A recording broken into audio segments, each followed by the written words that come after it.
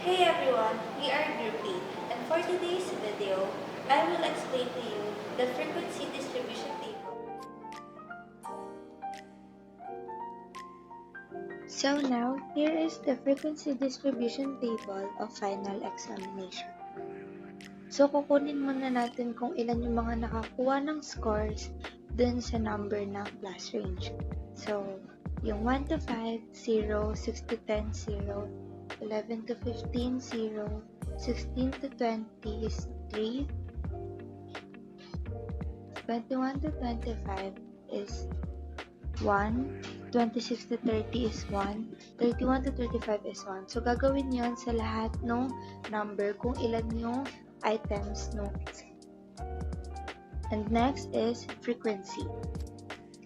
Sa frequency, ang gagawin natin is same lang siya ng sa tally, pero gagawin lang natin siyang numerical. So, pag nagawa na natin ng lahat ng numerical yung frequency, ipag-add natin siya para makuha natin yung sum of frequency, which is ito. Next naman is kukunin na natin yung XM. So, yung XM, makukuha siya yung sa gitna ng class range. So, yung gitna ng 1 to 5 is 3, gitna ng 6 to 10 is 8, yung gitna ng 11 to 15 is 13, and so on.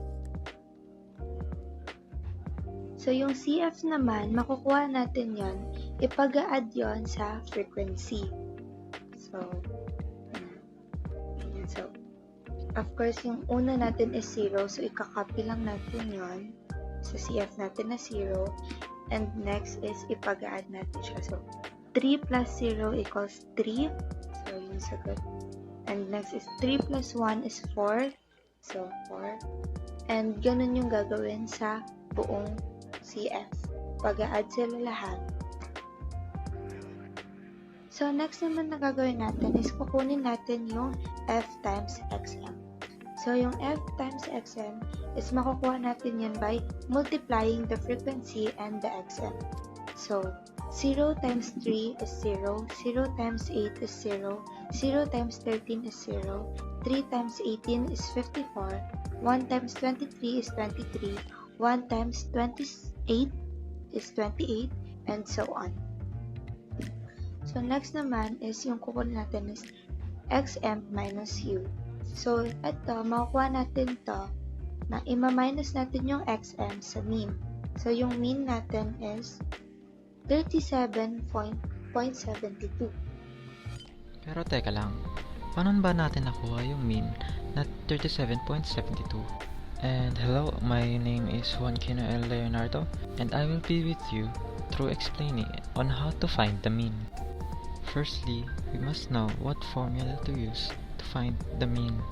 Now, the formula that we will be using today is mean is equal to sum of f times xm divided by n. Now, it might look really difficult and complicated, but it's actually very simple with only 2 steps. We must first look at the frequency table and summarize f times xm, which is 0 plus 0 plus 0 plus 54 plus 23 plus 28 plus 33 plus 114 and plus 172 plus 144 plus 53 plus 58 is equal to 679. Now that we have the sum of f times xm, the second step is dividing it by n, which Rian has stated is 18. So 679 divided by 18 is 37.72222222 and beyond, or 37.72. Now we know why the mean is 37.72. So, ang gagawin natin is i-minus natin yung XM dun sa mean, which is 3 minus 37.72 is negative 34.72, and 8 minus 37.72 is negative 29.72, and so on. So, next naman, pag nakuha na natin yung XM minus U, is lalagyan natin siya ng x squared. So, gagawin natin siyang x squared. So, negative 34.72 x squared niya is 1205.4784. Next is negative 29.72. X word niya is 883.2784 and so on. Next naman is yung f times xm squared. So, ipag-multiply natin yung frequency and yung mean squared. So, 0 times 0 is 0. 0 times 0 is 0. So on na yon. Ganun yung gagawin natin sa lahat nung nasa table. Nung frequency and mean squared. Now, finding the median class. How do we find the median class of our frequency distribution table?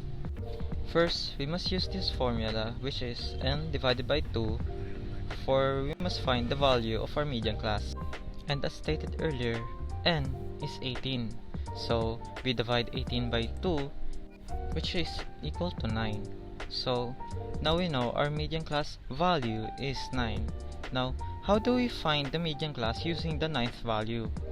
Firstly, we must look back at the frequency distribution table and focus our attention to the CF column. By doing so, makikita natin ang 9th value natin sa column ng CF. Pero, paano kung hindi natin nakikita ang ating value dito? For example, what if ang value na nakuha natin is 7? Now, pag 7 ang nakuha nating value for the median class, ang paghahanap sa column ng CF ay tatry natin i-find ang pinamalapit sa 7 na pataas. For example, dito sa column ng CF, ang 7 ang pinamalapit sa mataas niya ay 9. So gagamitin natin ng 9 as a basis para makakita ang median class. Now, sa row ng 9 na to, makikita natin ang class range natin is 36 to 40. Now we know our median class is equal to 36 to 40. But, how do we use the median class to find the median? We will be going back and forth sa frequency distribution table at i-take ang mga kailangan nating given so we can solve the formula of median. What is the formula of median? Median is equal to L plus N divided by 2 minus CF divided by F and times by H. Now you might ask, what does those letters even mean? Well, by using this example, we can find the given. Firstly, L. L is the lower limit of median class. Now our median class is 36 to 40, so we're going to take the 36 as the lower limit of our median class. Now N is the number of observation or total number of frequencies, or the sum of N. Now we have deduced that N is equal to 18. Now CF is the cumulative frequency of class preceding the median class. Now we must go back to the frequency distribution table and look at the CF column again. Our 9th value, what is the preceding value of our 9th value? It is 6. So CF is equal to 6. Now F is the frequency of median class. We must go back to the frequency distribution table and find from the class range 36 to 40, which is our median class. 36 to 40, the frequency of 36 to 40 is 3. So F is equal to 3. Now for H, which is the class size, is 5. Because if we go back to the frequency distribution table, we can focus our attention to the class range, which is, if we look closely, the class range jumps from a number to a number by 5. Now we know H is equal to 5. Now that we have all of our given, we can use them for the formula of the median. To make it easy, I listed all of our givens, which is L is 36, N is 18, CF is 6, F is 3, and H is 5. Now in the formula, we're going to replace all of the letters here with the given. So our formula is 36 plus 18 divided by 2 minus subtracted by 6 divided by 3 and times by 5. First, we divide 18 to 2, which is 9, our 9th value, and 9 subtracted by 6 is 3, and 3 divided by 3 is 1 times 5 plus 36 is 41. So our median is 41.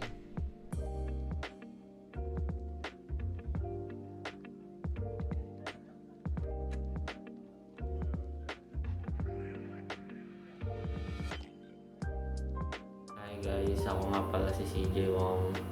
Today I'm gonna explain the summary of the histogram. Based on the acquired data, 18 students took the final examination in business mathematics, which consists of 60 items.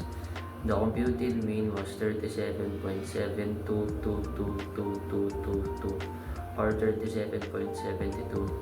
If rounded off to two decimal places, the value of the estimated median is 41, which the median class is 36 over 40, and the obtained modal class is 41 to 45, which has the greater number of frequencies when the standard deviation was calculated and solved. The created answer will be 12.119-21523 or 12.11 if rounded off to two decimal places. Thank you. So, dito sa histogram naman, dito yung sa x-axis natin or dito sa vertical line, dito nakalagay ang ating frequency, and doon naman sa x-axis natin or yung horizontal line is nakalagay ang class range natin. So, pagtatapat lang natin sila sa according doon sa nakalagay doon sa table. So, finding the summary. Based on the acquired data, 18 students took the final examination in business mathematics, which consists of 60 items. The computed mean was 37.72 if rounded off to two decimal places. The value of the estimated median is 41, which the median class is 36 to 40, and the obtained model class is 41 to 45, which has the greater number of frequencies. When the standard deviation was calculated and solved, the created answer would be 12.11. Hello everyone, we are Group 8 and we will be tackling Business Math, a preliminary assessment. So, simulan naman natin dito sa frequency distribution table. So, kita natin dito is nakuha na yung tally, and so magmo-move on na tayo sa frequency. So, yung frequency natin is parehas lang naman siya sa tally, ni numerical lang natin siya. So, ngayon, kita naman natin sa 1 to 5 ay wala siyang laman, and so ang sagot is 0, and dun naman sa 6 to 10, nakita natin may nakadali na dalawa, so nalagay natin sa frequency ay number 2, and so on na yan. Once na nakuha na natin lahat tong frequency natin, ipag-a-add natin silang lahat para makuha natin ang n, pinaka-n natin. So, ang n natin ay 19. Ang susunod naman ay ang XM. Itong XM is yung gitna lang nung class range. So, ganito siya. So, class range 1 to 5. So, bibilang tayo ng 1, 2, 3, 4, 5. And, hahanapin natin ang gitna niyan, which is yung 3. And, ganun lang din sa lahat. Next naman ay, kukunin naman natin ang cumulative frequency or CCF. So, ang gagawin lang natin dito is, i-copy natin muna yung first digit, and yung first digit, i-add natin sa number 2. So, 0 plus 2 equals 2, 2 plus 3 equals 5, 5 plus 2 is equals to 7. So, sumunod naman is, hahanapin naman natin ang yung next column. So, times xm. So, ang gagawin lang natin dito is i-multiply natin si frequency tsaka si xm. So, 0 times 3 is 0, 2 times 8 is 16, and so on na yan. To get the mean, we have to use this formula, which is the summation f times x sub m over summation f. After plugging the value to the formula, we get the mean is equal to 502 divided by 19, which comes out to be 26.42. And since nakukuha na natin si mean, ang isusunod naman natin isosolve ay ang xm minus mu. Ang mu ay yung mean natin. So, yung mean natin is 26.42. Ang gagawin lang naman natin dito is isusubtract lang naman natin si xm sa mean natin. So, 3 minus 26.42 equals negative 23.42. 8 minus 26.42 equals negative 18.42. And so on na yan. Ang sumunod naman is yung xm minus mu squared. Ang gagawin lang naman natin dito is kukunin lang natin yung answer natin dun sa xm minus mu and isi-square lang natin silang lahat. Pagkatapos nun, pag nakuha na lahat yon, ipag-add naman natin silang lahat. So, ang sum ng ating xm minus mu squared is 1472.9252. So, ang pinakalas natin dito sa table ay ang f. Dito naman is yung xm minus mu squared ay i-multiply natin siya sa frequency. Kukunin natin yung sagot ng xm minus mu squared natin and i-multiply natin siya sa frequency gaya ng sabi ko. So, 0 times negative 548.4964 equals 0 and tuloy-tuloy na yan.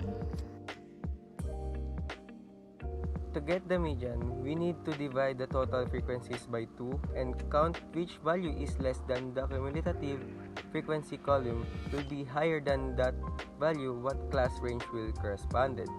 Therefore, 8 divided by 2 comes out to be 4 and the value of the cumulative column that is higher than 26 and 30 is 31, which corresponds to the class range of 26 over 30. Therefore, the median class is 26 over 30. The model class is also 2630 since it has the greatest frequencies. So, dito naman sa standard deviation, ito yung magiging formula natin. So, si 1472.9252 is galing siya dun sa dun sa xm minus mu squared. So, i-multiply naman natin siya sa n. Yun yung nakuha natin sa frequencies. So, which is 19. So, divide natin sila, makukuha natin is 77.52237,895. And yun naman, isi-square root naman natin yung sagot. And magiging sagot natin is 8.80467937778 or 8.8046. Summary of findings. Based on the acquired data, 189 students took the final examination in business mathematics, which consists of 60 items.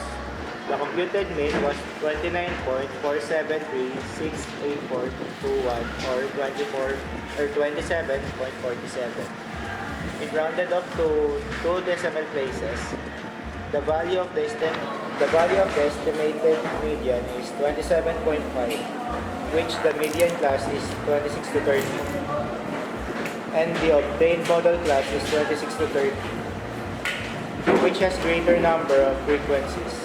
When the standard deviation was calculated and solved, the created answer would be 8.68559546 or 8.6855 if rounded to 2 decimal places.